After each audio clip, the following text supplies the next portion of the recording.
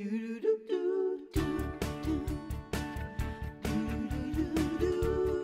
shoes. The real cat's meow. Thank you. Nice. Is here in front of us, and Orly Shani has. You know, can I just, before we even get to that, you know what else is cat's meow? Can you show them that, please? Can you look at that?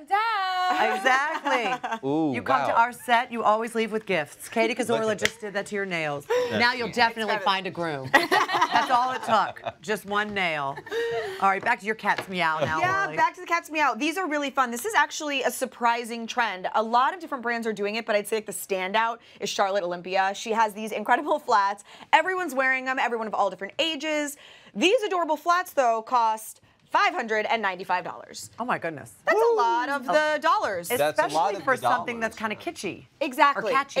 Or cat or kitty. Oh, wow. Which that's actually really true, Debbie, and that's a great time to DIY something. Yes. Because when you think that it's a fun little trend, you want to get involved in it, but you don't necessarily want to spend your hard-earned money on it. Right. This is a great time to DIY, and we absolutely can DIY in a really fun way. Okay. So you were started on this earlier I today? did. I got started on these little guys right here, the olive green ones, this morning. So let's take a look. We had scrap leather fabric here, and so I used that. I basically created a little pattern using paper that I put on the top of my shoe and used my fingernail to make a line. That's the very technical detail in how I made my pattern. I cut 2 pieces out, and then that right there is embroidery tearaway paper.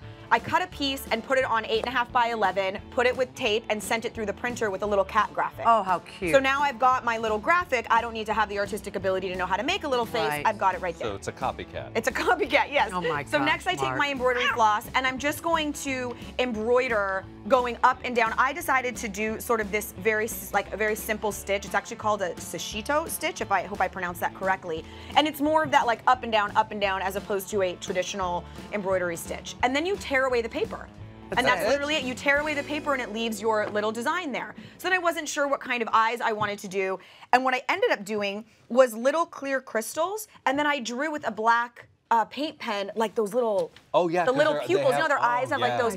So then I drew it. So you can totally do that. The little ones that I was wearing, I just did a little black dot and you can kind of see, actually, like, look, it sort of changes the way the face looks almost, the different size of the eyes. It really That's the exact same pattern, but the eyes make it look really different. Yeah. So what if you're not great at the stitching? The embroidery? The embroidery. So another option would be to draw it. So what I did is we used this as a guide and sort of just drew it. You could use a paint pen. That makes it a lot easier to do. And the wonderful thing about doing it on some scrap fabric as opposed to write on your shoe is that if you mess up, you get a second shot at it. You can try again, and especially if you use like not as nice of a fabric.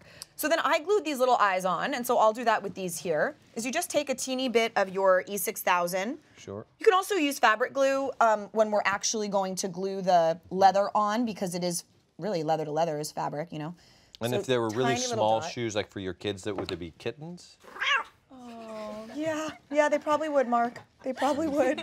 I really like the sound effect that's happening over and over. I'm so sorry. Well, I just thought they were smaller, they'd be younger, right? They're kitties. They would be kitties.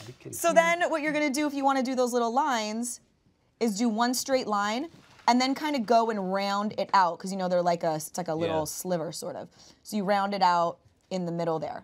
And that's how you make that little line. And now we're just going to glue it onto the shoe. You can. What if you didn't want to? Could you do other fabric, like a canvas? Yeah, totally. So this is great because a lot of times we have leftover scrap fabric.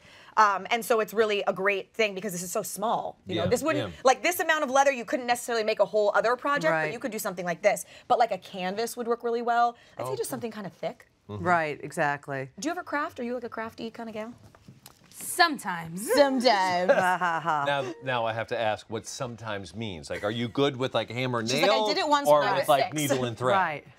I'm good with coloring books when it comes to my little cousin. There you go. There you go. That's crafty enough. That is so important. So how much would this cost us? These are around $15. What? Yeah, around $15. It takes a little bit of time for the embroidery, but it's well worth it. I've gotten so many compliments on the ones I'm wearing today. I mean, And then honestly. One final tip is if you do have something like this where the edge of the shoe has this sort of line, which I'm going to follow, you want to put the fabric over the edge so you can like kind of tuck it. Okay. So I'm going to turn it just so I can see what I'm doing here.